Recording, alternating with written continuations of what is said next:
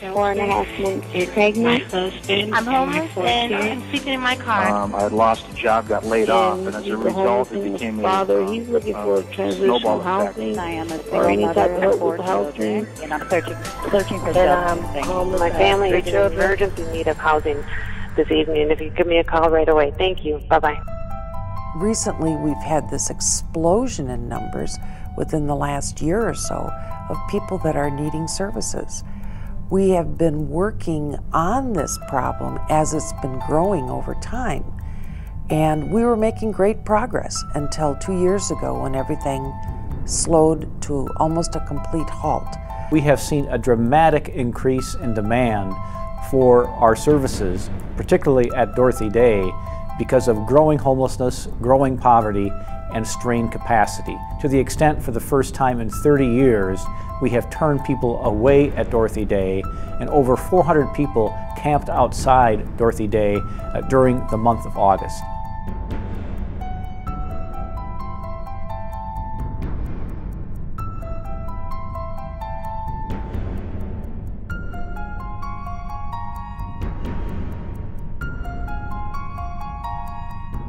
The Housing Crisis Response Program has been in existence now for 2 years, and over that period of time, all we've seen is just a continually increased amount of need. We get more and more families coming in. It's a constant number of families calling each month. That stays steady, but it's not going away, and we're getting people that we have much fewer options to give them. Shelters full, dollars for assistance for prevention are limited and have mostly been used by families. We see a larger group of families that are coming in from suburban that are needing assistance. That's continually grown over the last 2 years. And it's just getting to a point where we're feeling overwhelmed and wish that there was more that we could do. But we're facing a lot of those conversations that are, at this point, I don't know what we can do for your family.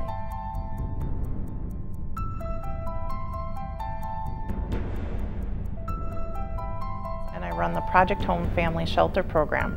We serve as the overflow shelter for homeless families in Ramsey County. By overflow, I mean that we do have one main county shelter, the Family Services Center, and they have 65 beds for homeless families. It is full all of the time, so we are constantly turning away families. That's something in the last couple of years I've noticed that more and more we're turning away families who have no other place to stay. And they are sleeping in their cars. Families are sleeping in moldy basements.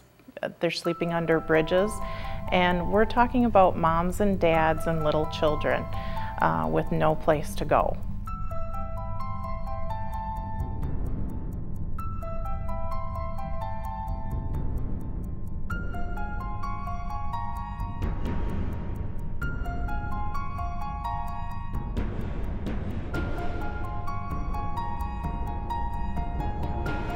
Currently, Housing Crisis Response is located within the Dorothy Day Center. We have additional services that we provide, supportive services to all the clients we serve, whether they're ready for housing or not. Within the center, we offer health care, mental health resources. We offer housing. We also offer 2 meals a day and shelter.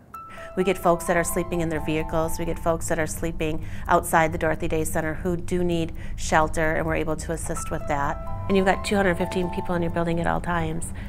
7 to 10 people a month being housed doesn't seem like a lot, but it makes a huge difference when there's 10 more spots on the floor for someone else.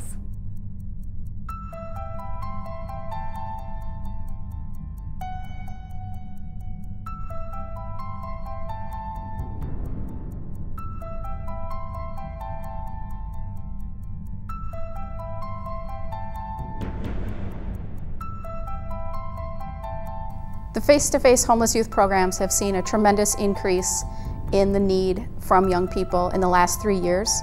The number of visits to our drop-in center have more than doubled since fiscal year 2008.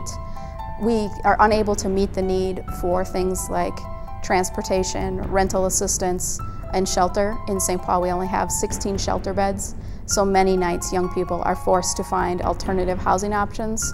Those include couch hopping, riding the bus all night, or camping or staying outside. Transitional living programs also have long waits, and the young people are just really struggling to find employment that will allow them to have a market rate apartment.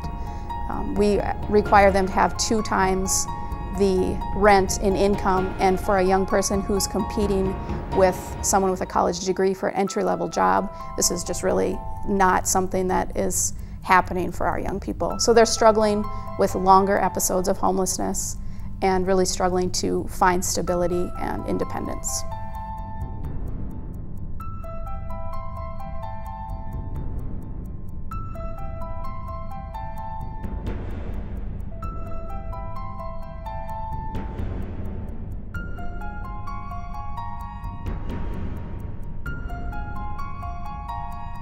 One of our goals in the North St. Paul Maplewood Oakdale School District is to empower kids to be ready for the future.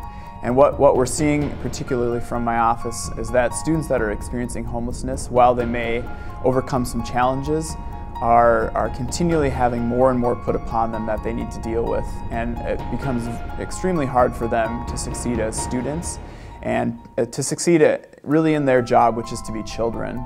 They're dealing with things that are well beyond their years, and they're missing out on a lot. These, again, are children, babies, kindergartnners, first graders, that are living in situations that we should not have children living in. And as a school district, we're quite concerned what this means for our future. How we deal with homelessness, whether we provide permanent housing, which is very cost effective, or whether we continue to manage it through crisis services, shelters, detox, emergency rooms, which are very expensive, is a strategy that we as a community must deal with. The current crisis, if you will, really demands that we come together on both a short-term strategy and a long-term response so that the community doesn't have to continually deal with the situation that it is now confronting. Given the economy, there are more and more people who know someone who's either living on the edge or experiencing homelessness. And so it's going to call for a broader community discussion. It's going to call for bringing civic and business and corporate leaders together with constituents.